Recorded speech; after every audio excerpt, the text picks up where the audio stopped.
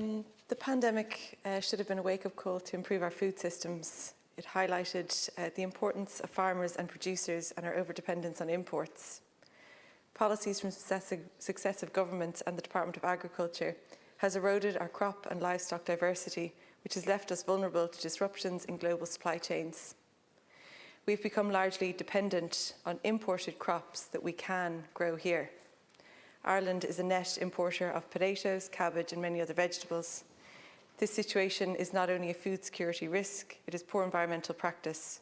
Importing food from Britain, Spain, the Netherlands, China is ridiculous when we can grow these crops here. Now the Russian invasion of Ukraine has highlighted our shortfalls in grain production in terms of food and feed-grade grain, and our utter dependence on imported manufactured fertiliser. These weaknesses have long existed in our systems. Recent crises have merely underscored them.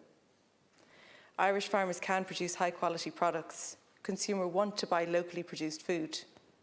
We need a radical policy shift to diversify the range of produce that will help support farmers, especially the small family farms, and ensure a more sustainable and secure food system.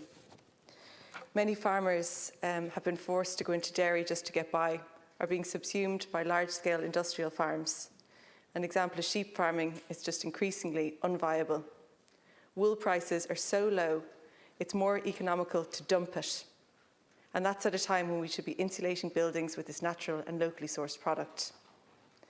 The lack of measures to support widespread organic farming means it will remain a niche sector. Unless there is a major course correction, the small family farm will be a thing in the past in a generation. Central to this trend is the ridiculously low and unworkable prices farmers and producers get. Meat factories and larger retailers have a stranglehold on the industry, which this and previous governments have refused to acknowledge and tackle. We continue to have a system that benefits a few key players and gouges the pockets of ordinary farmers. We need a food regulator, an independent office with statutory powers to oversee and intervene in the sector. Instead, the programme for government proposed a food ombudsman, a lesser form of oversight, and now that has been watered down further in the creation of an office for fairness and transparency.